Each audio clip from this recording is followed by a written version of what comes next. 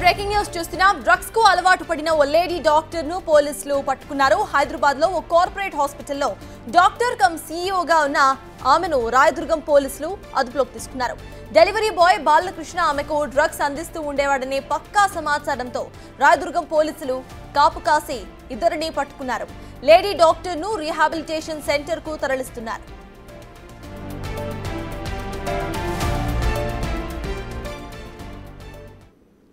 నిన్న తేదీన ఒక నమ్రత అని చెప్పి ఒక మెడికల్ ప్రాక్టీషనర్ లేడీ, తనకు తెలిసినటువంటి వంశ్ అనే ఒక వ్యక్తి ముంబైలో కొంత డ్రగ్ ఆర్డర్ చేస్తుంది.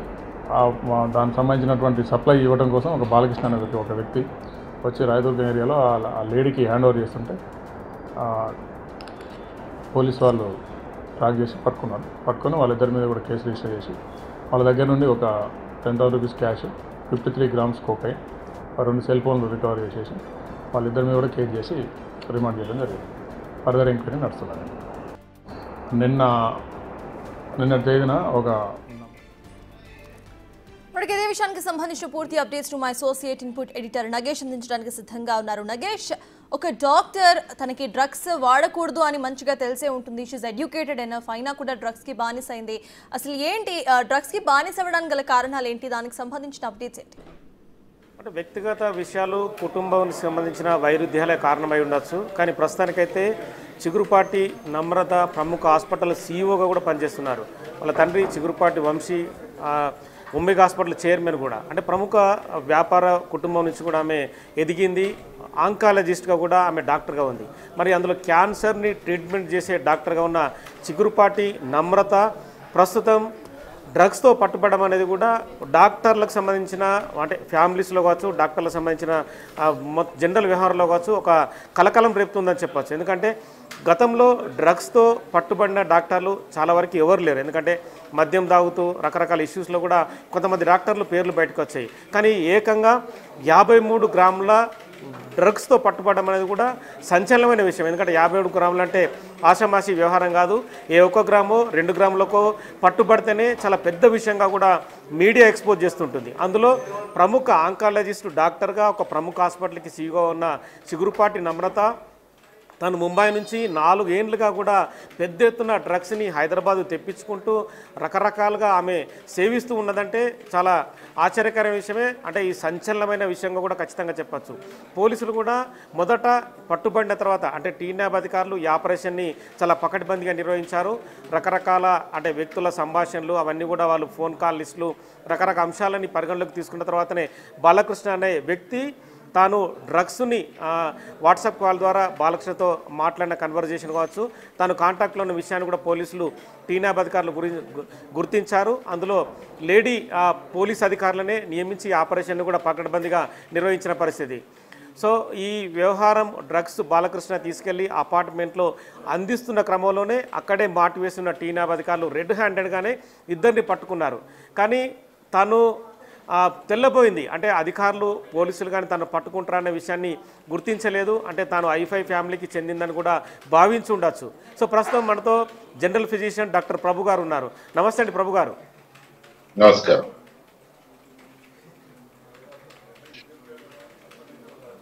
హలో, నమస్కారం ప్రభు గారు. చిగురుపాటి నమ్రత డ్రగ్స్ 53 గ్రాముల కొకైన్ని ముంబై నుంచి ఒక వ్యక్తి ద్వారా తెప్పించుకుంది.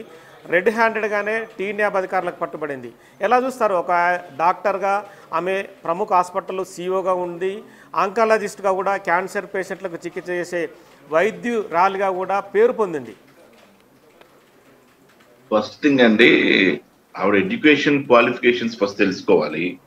ఎందుకంటే మీరు క్యాన్సర్ అంటున్నారు, ఇవన్నీ అంటున్నారు. ఆంకాలజిస్ట్ ఆమె, అంటే ఒమేగా హాస్పిటల్ సీఈఓగా ప్రస్తుతం ఆమె విధులు నిర్వహిస్తుంది.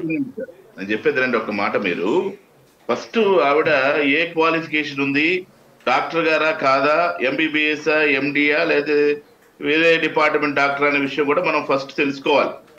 మీరు ఇప్పుడు ఈ విషయాన్ని తెర మీద తీసుకొచ్చారు కాబట్టి మేము కూడా దాని మీద ఇన్వెస్టిగేట్ చేస్తాం. మన ఇండియన్ మెడికల్ అసోసియేషన్ తరఫు నుంచి కానివ్వండి, మెడికల్ కౌన్సిల్ దగ్గర నుంచి కానివ్వండి, ఆమె గురించి కంప్లీట్ ఇన్ఫర్మేషన్ ఉంటుంది. డాక్టర్ అయితే, ఎంబీబీఎస్ డాక్టర్ అయితే ఈ విషయాల మీద పూర్తి అవగాహన తీసుకోవడానికి మేము ప్రయత్నం చేస్తాం. First thing. Second thing, drugs అనేది ఒక మహమ్మారి, మనందరికీ తెలిసిన విషయమే. సో డ్రగ్స్ అనేది ఒక మహమ్మారి కాబట్టి మనము కేర్ఫుల్ గా ఉండాల్సినటువంటి అవసరం ఉంది. ఈ రోజు ప్రపంచం అంతా భయపడుతుంది. మనం ఈ డ్రగ్స్ అనేది టెర్రరిజం కంటే భయానకమైనది. ఒక రాష్ట్రం, దేశం పాడైపోవాలంటే, యువత పాడైపోవాలంటే, టెర్రరిజం కంటే ఇంటర్నల్ గా మనం పాడైపోవడానికి ఇది ఎంతో ప్రోత్సాహకరమైనటువంటి విషయం. ఒక దేశం పాడైపోవడానికి, ఒక రాష్ట్రం పాడైపోవడానికి. కాబట్టి మనము ఈ విషయం పైన పూర్తి అవగాహనని సాధించాల్సిన అవసరం ఉంది. ఎందుకంటే మీరు ప్రముఖమైన హాస్పిటల్ అంటున్నారు, ప్రముఖమైన వ్యక్తి అంటారు, వీటి మీద పూర్తిగా మనం తెలుసుకోవాలి. ప్రైమరీ ఇన్వెస్టిగేషన్ ఏంటంటే పోలీసుల నుంచి ఈమె 4 ఏళ్లుగా డ్రగ్స్ వాడుతుంది, రకరకాల వ్యక్తులు, వంశీ టక్కర్ అని చెప్పి ముంబైలో ఒక ఈ డ్రగ్స్ సంబంధించిన వ్యాపారి ఉంటాడు, ఆయన నుంచి రకరకాలుగా ఈమె తెప్పించుకుంటుంది. ఇప్పటికే 5 నుంచి 10 సార్లు కూడా డ్రగ్స్ సప్లై చేసుకుందని కూడా ఇన్వెస్టిగేషన్లో ప్రైమరీగా తేలింది కూడా. ఎస్, అందుకేనండి ఇప్పుడు ఎవరైనప్పటికీ కూడా, వాళ్ళు డాక్టర్ కానివ్వండి, యాక్టర్ కానివ్వండి, ఎవరైనప్పటికీ కూడా చట్టం తన పని చేసుకెళ్తుంటది, వ్యవస్థలో జరగాల్సిన పని జరుగుతుంటది. అయితే మేము చెప్పేది ఏంటంటే, ఒకవేళ డాక్టర్ అయితే మాత్రం తప్పకుండా ఇండియన్ మెడికల్ అసోసియేషన్ పరిధిలో కానివ్వండి, లేదా medical council, Telangana state medical council కానివ్వండి, ఇండియన్ మెడికల్ కౌన్సిల్ కానివ్వండి, నేషనల్ మెడికల్ కమిషన్ కానివ్వండి, వీటన్నింటిలో కూడా వీరికి కూడా చట్టపరమైనటువంటి అంశాలు ఉన్నాయి. ఒకవేళ ఈ డాక్టర్ ఇలాంటి పనులు కనుక చేస్తే ఏ విధమైనటువంటి చట్టపరమైన చర్యలు తీసుకోవాలి. ఇప్పుడు మీరు నార్కోటిక్ యాక్ట్స్ ఉన్నాయి, ప్లస్ పనిష్మెంట్ 37 సెక్షన్ 37, తర్వాత ఇతర 42 సెక్షన్, రకరకాల సెక్షన్ నార్కోటిక్ సెక్షన్స్ ఉన్నాయి. వాటి పరంగా కేసులు చేస్తారు, వాటి పరంగా వాళ్ళు చేయాల్సిన పనులు చేస్తారు. అయితే యాజ్ మెడికల్ కౌన్సిల్ కానివ్వండి, యాజ్ ఇండియన్ మెడికల్ అసోసియేషన్ కానివ్వండి, మేము కూడా వారి గురించి పూర్తిగా వివరణ తీసుకొని, ఎందుకంటే ఇప్పుడే ఇందాక ప్రభు గారు ఒక చిన్న క్వశ్చన్ మీరు చేశారు. ఈమె హైదరాబాద్లోనే ఎంబీబీఎస్ చేసింది, అమృత ఇన్స్టిట్యూట్లో ఎండి రేడియేషన్ ఆంకాలజీ కూడా ఈమె పూర్తి చేసింది. అంటే మీకు ప్రైమరీ ఇన్ఫర్మేషన్ ఇవ్వడం కోసం చెప్తున్నాను.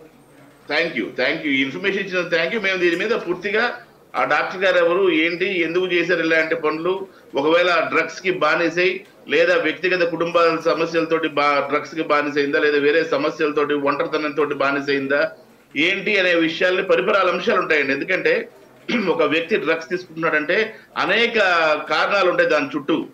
సో మనం ఆ డ్రగ్స్ అనేటువంటి బూచి నుంచి వాళ్ళని తప్పించాల్సిన బాధ్యత సొసైటీ వ్యవస్థలో మన మీద బాధ్యత ఉంది. ఒక వైద్యులుగా మా పైన ఆ బాధ్యత ఉంది. అయితే మేమేం చేస్తామంటే, పూర్తిగా దీని గురించి మీరు ఇప్పుడు ఇన్ఫర్మేషన్ ఇచ్చారు కాబట్టి మెడికల్ కౌన్సిల్ కానివ్వండి, లేదు ఇండియన్ మెడికల్ అసోసియేషన్ పరిధిలో ఎటువంటి అంశాలు వస్తాయో, ఇప్పుడు కోర్టు మీరు ఆల్రెడీ చెప్తున్నారు, పోలీసు ఇన్వెస్టిగేట్ చేస్తారు, దీని మీద అనేకమైనటువంటి చట్టాలు కూడా వాళ్ళు రూపొందించుంటారు ఆల్రెడీ. అవును, ఎందుకంటే గవర్నమెంట్ కూడా చాలా అంటే కఠినమైన చట్టాలు రూపొందించింది. అంటే డ్రగ్స్ అమ్మినా, కొన్నా, వాడినా వాటి గురించి ఏమన్నా సెర్చ్ చేసినా కూడా ఖచ్చితంగా కఠినమైన శిక్షల్ని ఈ మధ్యకాలంలో కాంగ్రెస్ గవర్నమెంట్ మీకు తెలిసే ఉంటుంది. రకరకాల మా స్పీచ్లలో కూడా డైరెక్ట్ ముఖ్యమంత్రి డైరెక్ట్గానే చెప్తున్నాడు, డ్రగ్స్ మహమ్మారి అనేది తెలంగాణలో కనిపించకూడదు అనేది చెప్తున్నారు. అవునండి, ఇండియన్ మెడికల్ అసోసియేషన్ కూడా ఇదే ఆస్పెక్ట్ ని అనేక సార్లు మేము కూడా ప్రజల్లోకి తీసుకెళ్తా ఉన్నాం. అనేక సందర్భాల్లో ప్రజల్లోకి తీసుకెళ్లి డ్రగ్స్ మహమ్మారిని మీరు కూడా విస్తృత ప్రచారం చేశాం ఈ విషయాల మీద. కాబట్టి ఒకవేళ డాక్టర్స్ ఈ విధంగా చేశారు అని మీరు ఇప్పుడు డాక్టర్ అన్నారు, ఇప్పుడు మీరు ప్రైమరీ ఇన్వెస్టిగేషన్ లో ఎండి రేడియేషన్ అని చెప్తున్నారు. సో ఇవన్నిటి మీద మేము పూర్తి విచారణ చేసి, వాళ్ళు నిజంగా జరిగితే ఏ విధమైన ప్రభుత్వం ఎటువంటి చర్యలు తీసుకుంటుంది, చట్టం ఎటువంటి చర్యలు తీసుకుంటుంది, మాకు ఉన్నటువంటి వెసులుబాటులో మాకున్న ఇండియన్ మెడికల్ అసోసియేషన్ కానివ్వండి, లేదా తెలంగాణ స్టేట్ మెడికల్ కౌన్సిల్ కానివ్వండి, వీళ్ళందరూ కలిసి కూర్చొని ఏ రకమైనటువంటి ఈ ఫైల్ అంతా చూసిన తర్వాత డాక్టర్ గారి పరిస్థితి, మానసిక పరిస్థితి ఏ విధంగా ఉంది, మానసిక పరిస్థితి బాగుందా బాగాలేదా, అనేక పరిగణించుకొని ఎటువంటి చర్యలు తీసుకోవాలో, వారికి మీద ఎటువంటి చర్యలు తీసుకోవాలో మేము తీసుకోవడానికి ఉపక్రమిస్తాం. అంటే మామూలుగా చిన్న చిన్న క్వశ్చన్లు కొంతమంది రేజ్ చేశారు. అంటే మనం పోలీసులతో మాట్లాడినప్పుడు కూడా, అంటే ఒక డాక్టర్గా ఉండి మత్తు మందు తీసుకున్న తర్వాత ఆంకాలజీ ఎండీగా ఉన్న ఈమె ఆపరేషన్ ఎట్లా నిర్వహించింది, హాస్పిటల్కి ఎలా వెళ్ళింది, ఒక హాస్పిటల్కి సీఈఓగా ఉందనేది కొన్ని క్వశ్చన్లు రేజ్ చేశారు. సో ఇవన్నిటికి మామూలుగా అంటే మీరు చెప్పదలుచుకుంది ఏంటి యాజ్ ఏ మీరు ఒక డాక్టర్గా? అంటే సార్ ఇక్కడ ఒక ముఖ్యమైన అంశం ఏంటంటే అండి, డాక్టర్ అనే అంశం పక్కన పెడితే మీరు అన్న రేడియేషన్, ఎండి రేడియేషన్, వీళ్ళు ఆపరేషన్ చేయరు. ఎండి రేడియేషన్ చికిత్స కూడా అంటే వాళ్ళకు క్యాన్సర్ పేషెంట్లకు రకరకాలుగా మీరు చికిత్స అందజేస్తుంటారు కదా. అవును. అయితే వీళ్ళు సైకియాట్రిక్ లెవెల్స్, నేను అదే చెప్తాను మీకు, ఒక పర్సన్ యొక్క సైకియాట్రిక్ లెవెల్స్ ఏ విధంగా ఉన్నాయి, ఈ విధంగా మారడానికి గల కారణాలు ఏంటి, ఏ విధంగా జరిగింది, ఇలాంటి అనేకమైనటువంటి అంశాలను మేము పరిగణలోకి తీసుకుంటాం. ఎప్పుడైతే ఈ అంశాన్ని పరిగణలోకి తీసుకుంటామో పరిగణలోకి తీసుకున్న దాన్ని బట్టి చర్యలు తీసుకోవడానికి అవకాశం ఉంటుంది.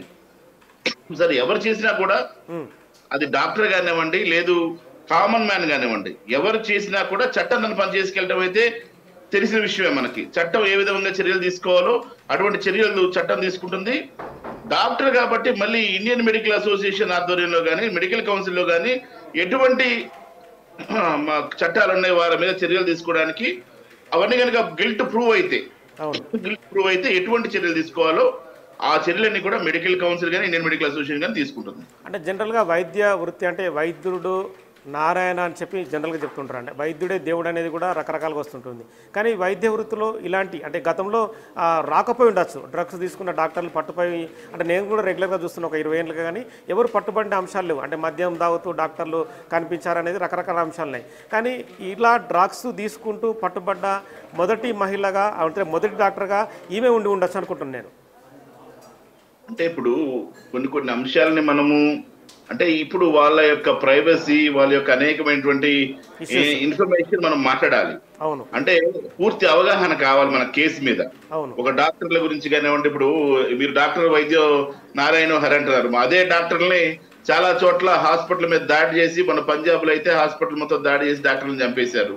అనేక చోట్ల మరి నారాయణ హరి అనేటువంటి డాక్టర్ నే హరి చేసేటువంటి సందర్భాలు చాలా ఉన్నాయి. తెలంగాణలో కూడా చాలా చోట్ల జరిగాయి కూడా, గాంధీలో కానీ మిగతా చోట్ల కూడా. అయితే శోచనీయం, ఇదంతా శోచనీయం, బాధాకరం. డాక్టర్లు సామాన్యంగా డాక్టర్లు వారి పరిధిలో ఉండడానికి ప్రయత్నం చేస్తారు. పరిధిలో లేని వారు కానివ్వండి, డాక్టర్స్ ఎటువంటి మెడికల్ నెగ్లిజెన్స్ గురి చేసిన వాళ్ళు కానివ్వండి, వారి మీద మెడికల్ కౌన్సిల్ కానివ్వండి, ఇండియన్ మెడికల్ అసోసియేషన్ కానివ్వండి, మా దగ్గర రెగ్యులేటరీ అథారిటీస్, డిసిప్లినరీ కమిటీస్ ఇవన్నీ ఉంటాయి. ఈ డిసిప్లినరీ కమిటీ ద్వారా వారి మీద చర్యలు తీసుకుంటా ఉంటాం. ఎవరైనా అలా చేస్తే మా దృష్టికి కనుక ఏదైనా కంప్లైంట్ వచ్చినా కూడా ఇమీడియట్ గా వారి మీద తగు చర్యలు తీసుకోబడతాయి. సో ఇప్పుడు ఇది ఫస్ట్ టైం మేము కూడా వింటాం. ఇలాంటి సన్నివేశం బాధాకరం, శోచనీయం. కానీ దీనిపైన పూర్తి స్థాయిలో విచారణ జరగాలి. ఎందుకంటే ఇప్పుడు వెరీ ప్రిలిమినరీ స్టేజ్ కాబట్టి పూర్తి ఇన్ఫర్మేషన్ మన దగ్గర లేదు కాబట్టి మనం ఇన్ఫర్మేషన్ అంతా తీసుకున్న తర్వాత వాళ్ళు డాక్టర్ గారు ఈ విధంగా చేసి కనుకుంటే దాని మీద వారి యొక్క మానసిక స్థితి, వారు ఎందుకంటే డ్రగ్స్ కి 4-5 సంవత్సరాల నుంచి అలవాటు పడి ఉన్నారంటే వారి యొక్క మానసిక స్థితి ఏ విధంగా ఉంది, వారి ఆరోగ్య పరిస్థితి ఏ విధంగా ఉంది, అనేకమైనటువంటి అంశాలని పరిగణలోకి తీసుకొని అప్పుడు మనం దీని మీద తగు చర్యలు తీసుకోవడానికి అవకాశం ఉంటుంది. అంటే ఒకవేళ మీ ఐఎంఏ అసోసియేషన్ నమ్రత దగ్గరికి అంటే ఆమెను రిహాబిలిటేషన్ సెంటర్కి పంపిస్తామని చెప్పి పోలీసులు అంటున్నారు. ఒకవేళ మీరు అవకాశం వస్తే అక్కడ వెళ్ళి ఆమెతో పర్సనల్గా మాట్లాడే అవకాశం ఉందా? తప్పకుండా వారితో మాట్లాడాల్సిన అవసరం ఉంది. ఎందుకంటే ఇండియన్ మెడికల్ అసోసియేషన్ డాక్టర్స్ యొక్క వెల్ఫేర్ గురించి ఆలోచిస్తుంది, డాక్టర్స్ యొక్క బాగోగుల గురించి చూస్తుంది. కాబట్టి ఇది part and parcel of Indian medical association. కాబట్టి వారు కూడా వైద్యులు కాబట్టి మా అసోసియేషన్ తరఫు నుంచి వారి దగ్గరికి వెళ్ళి పరామర్శించి వారి అసలు పరిస్థితులు ఏంటి, వారు ఏ విధంగా ఉన్నారు, ఏ విధంగా ఇలాంటి స్థితిలోకి ఏ విధంగా వెళ్ళారు, వీటన్నిటిని పరిగణలోకి తీసుకుని ఎటువంటి చర్యలు ఇంత జరిగినప్పుడు కూడా వారికి మానసిక ధైర్యం కల్పిస్తూ వారిని ఏ విధంగా ఒకవేళ ఈ సమస్యలో కనుకుంటే ఏ విధంగా వారిని బయటికి తీసుకురావడానికి, ఈ పరిస్థితుల నుంచి, ఈ డ్రగ్ అబ్యూజ్ లో నుంచి, లేదు ఈ డ్రగ్స్ వాడకంలో ఏదైతే వారు బాధితులుగా మారారో వాటిలో నుంచి ఏ విధంగా బయటికి తీసుకురాగలుగుతాం అనేటువంటి చర్యలు కూడా చెప్పడానికి ఇండియన్ మెడికల్ అసోసియేషన్ వెనుకాడబోదు. ఓకే అండి, థ్యాంక్ యూ ప్రభు గారు. సో మొత్తానికైతే ఐఎంఏ ఇండియన్ మెడికల్ అసోసియేషన్ కూడా ఖచ్చితంగా డాక్టర్ చిగురుపాటి నమ్రతను మత్తుకు బానిసైన ఆ వ్యసనం నుంచి బయటపడేలా కృషి చేస్తామంటుంది. ప్రైమరీగా అయితే పోలీస్ ఇన్వెస్టిగేషన్ రకరకాల కోణాల్లో జరుగుతుంటుంది. 53 గ్రాములతో పట్టుబడ్డది కాబట్టి ఖచ్చితంగా చాలా పెద్ద విషయమే. ఇందులో వంశ్ టక్కర్ కావచ్చు, ఇప్పుడు బాలకృష్ణ అనే తోటి వ్యక్తి పట్టుబడ్డాడు కావచ్చు. ఆ వాట్సాప్ గ్రూపు అలాగే చిగురుపాటి నెంబర్కి సంబంధించిన ఫోన్లు అనలైజ్ చేసి అందులో ఉన్న కాంటాక్ట్స్, వాట్సాప్ గ్రూపులు, వివిధ అంశాలపైన కూడా ఖచ్చితంగా టీన్యాప్ దర్యాప్తు జరిపే అవకాశం కనిపిస్తుంది. ప్రస్తుతం అయితే వంశ్ టక్కర్ ముంబైలో తన ఫోన్లు స్విచ్ ఆఫ్ చేసుకొని అజ్ఞాతంలోకి వెళ్ళినట్టుగా తెలుస్తుంది. ఒక వంశ్ టక్కరే డైరెక్ట్గా నమ్రతతో టచ్లో ఉన్నారా, లేదంటే వంశ్ టక్కర్ ఇంకా వేరే డాక్టర్లు కానీ వేరే హైదరాబాద్లో ఉన్న డ్రగ్స్కి బానిసైన వ్యక్తులతో టచ్లో ఉన్న అంశాన్ని కూడా ప్రస్తుతం అయితే దర్యాప్తు జరుపుతున్నారు. నెక్స్ట్ లెవెల్లో ఇన్వెస్టిగేషన్ సంబంధించి నెక్స్ట్ లెవెల్లో నమ్రతని రిహాబిలిటేషన్ సెంటర్కి వెళ్ళి పోలీసులే స్వయంగా అంటే మహిళా పోలీసులే వెళ్ళి ఆమె మానసిక స్థితిని బట్టి ఇన్వెస్టిగేషన్ చేసి ఇందులో ఉన్న వ్యక్తులు అలాగే వ్యాపారం జరుపుతున్న వ్యక్తులు కావచ్చు, కొనేవాళ్ళు, డ్రగ్స్కు బానిసైన వ్యక్తులు కావచ్చు, వాళ్ళందరినీ ఖచ్చితంగా అదుపులోకి తీసుకునే అవకాశం కనిపిస్తుంది. ఈ మత్తుకు బానిసైన తన తోటి డాక్టర్లు ఉన్నారా, లేదంటే స్నేహితులు ఉన్నారా, శ్రేయోభిలాషులు ఉన్నారా, వాళ్ళందరినీ కూడా ఖచ్చితంగా వాళ్ళ నుంచి బయటపడడం కోసం అవకాశం చేయడం. నెక్స్ట్ వంశటక్కర్ని ఇంకా హైదరాబాద్లో ఉన్న డ్రగ్స్ని సరఫరా చేసే వ్యక్తుల్ని అదుపులోకి తీసుకొని వాళ్ళందరినీ అరెస్ట్ చేసే అవకాశం అయితే కనిపిస్తుంది. Right, thank you Nagesh.